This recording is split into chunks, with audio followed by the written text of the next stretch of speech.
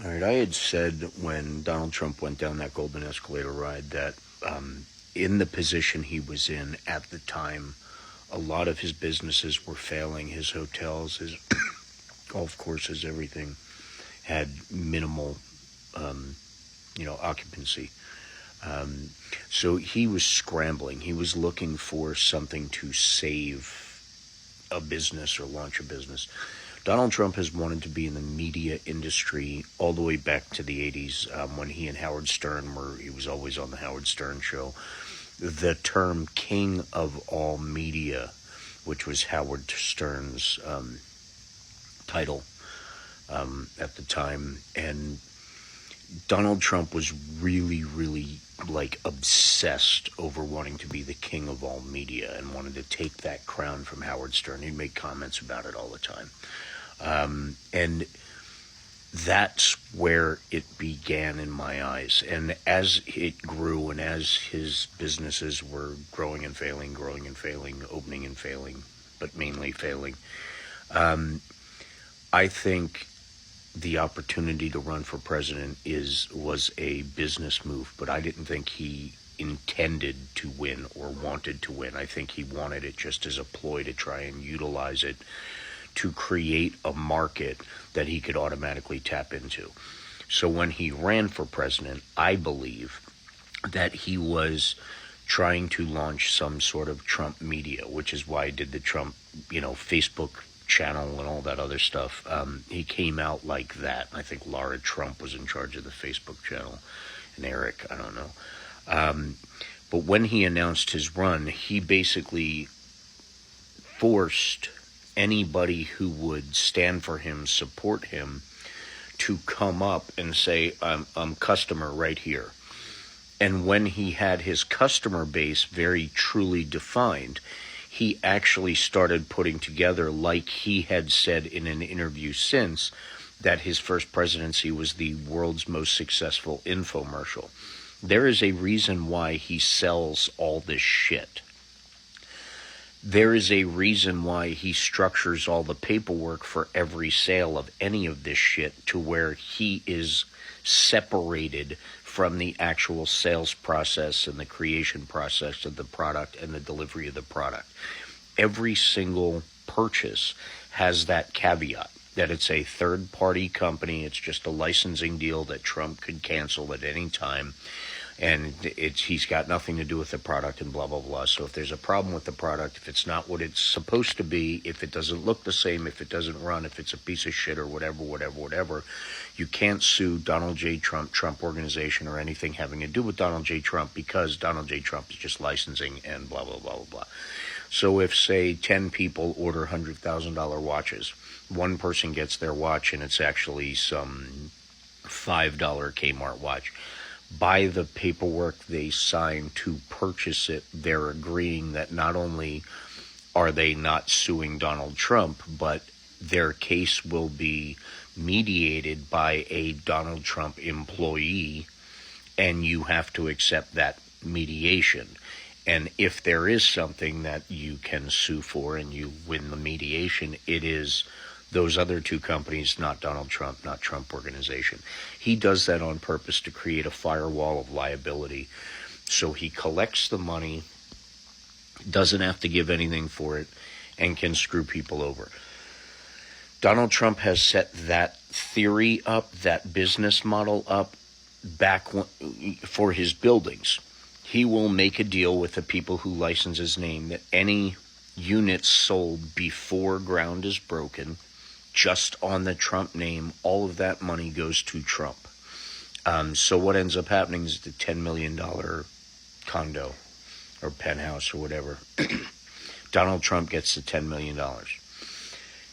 They have a certain amount of time to sell all the pre-sale things, which is Donald Trump's money. So when they sell $10 million, all of that cash goes to Donald Trump. Well, Donald Trump is also separated from the developer, the builder, the contractor, the people who build the buildings. And in that separation, there is, just like on the websites, just like on the products, There is a firewall between him and his partners, the people who license his name. And that firewall is all of the money that's collected for the product, for the sneakers, for the watches, for the condos, for everything, goes to Donald J. Trump. But if there is a problem, it lands on the C1C, Commander-in-Chief LLC, or the Best Watches in the World, or whatever the hell that third-party fake shell company is. So all of the liability lands on them. There was an instance, Trump Tower, Tampa. Same type of thing. He collected hundreds of millions of dollars in deposits for these condos, and it never broke ground. Trump pulled out, canceled the licensing agreement, because that is a stipulation he puts in all his paperwork, that he could cancel the licensing at any time. When you buy the sneakers, he could cancel the licensing agreement with these two other companies at any time. It's the same con. It's just a much, much bigger scale. And now that he's dealing with people who can't buy $10 million condos, he's putting out products like $100 cologne or a $69 Bible, sticky page Bible, or 50 different pairs of shoes now, or cheap gold necklaces designed by his illegal immigrant wife.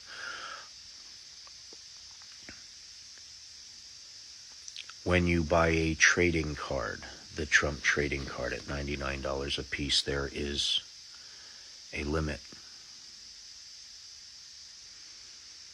to 100 of them, which puts the total sale price at $9,900, which is $100 less than the $10,000 that makes it mandatory to not only report that you're making that money, but you also have to report where that money's coming from. So one card under that gives Donald Trump the opportunity to collect unlimited amount of funds from anyone he wants and not get caught. Kind of like if you have a stock on the stock market. Hundreds of millions of dollars could be invested and they don't have to tell anybody where it came from. So if you look at everything and if you're thinking that he walked away from this fantastic lifestyle just to sacrifice to become president, look at the big picture. He's not sacrificing anything. This was a business move because everything he was doing at the time was failing. All of the businesses that were still alive when he came down that escalator and hit on the 10-year-old girl and said in 10 years he'll be marrying or dating her while he was standing next to his wife. Anyway, that guy. That guy was failing at that point. He was losing more businesses. So during his run, all the events were at his hotel. The new hotel that he conned his way into and purchased, basically abusing the system like he did with Mar-a-Lago. Well, that hotel, Trump International Hotel, he did every inauguration event, every meeting. He had all these dignitaries from all over the world staying there through his entire presidency. You know how well that hotel's doing right now? Better than ever. You know why? Because Trump sold it as soon as he left office. Why not? He already milked all the money he can out of it. Look at the big picture of all this stuff, ladies and gentlemen. He ran because he needed a new business. And now he has Truth Social, a media company that also acts as a stock open opportunity for embezzlement. That's the big picture here. It has very little to do with becoming president, but it has everything to do with him filling his pockets and the pockets of everyone around him.